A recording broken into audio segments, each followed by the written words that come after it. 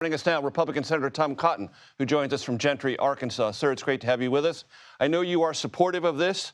I'm curious if you can let my audience know what you think comes next, what they should be prepared to see, and gauge for themselves, with your help, what success looks like. Sure, Major. Thanks for having me on. I thought the president laid out the objectives in his statement earlier this morning very well.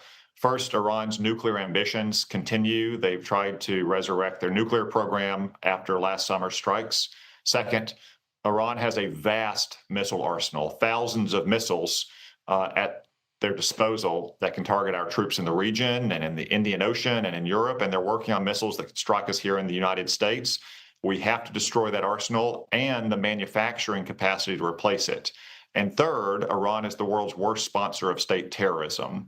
We have to also dismantle their terror support network to keep Americans safe. Those are three key objectives.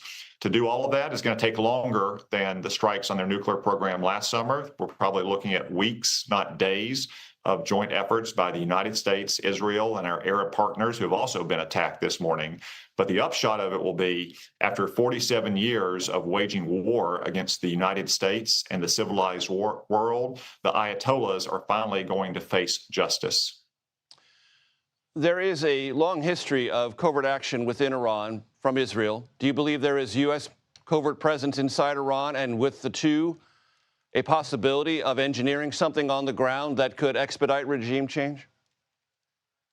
Major, I can't comment on covert action by either the United States or Israel. Obviously, we've built up massive military power, though, that's clear to the whole world to see and Iran to see. That right now is what's doing the job to help destroy Iran's missile arsenal and its resurrected nuclear ambitions and dismantle its terror network. I've been talking to people all week about this, Senator Cotton, and there is a consensus that Iran has never been weaker through its diminished capacity to affect its proxies, weaker economically, weaker domestically.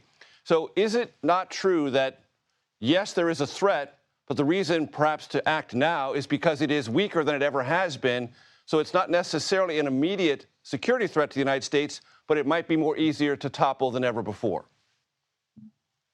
Well, Major, there's no question that Iran is at one of its weakest points since the revolution in 1979. That's thanks to President Trump's authorizing the strikes against their nuclear program last summer. It's also thanks to Israel's amazing bravery and skill since the October 7th atrocity 2.5 years ago to dismantle the terror network on its own border, such as Hezbollah in Lebanon and Hamas in Gaza.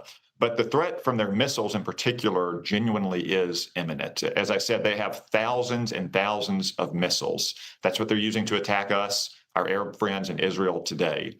They have many more missiles than we have missile defenses, and the balance only gets worse every single month. Senator Tom Cotton, Chairman of the Intelligence Committee in the United States Senate, coming to us from Gentry, Arkansas. I appreciate the time, sir, very much. Thank you.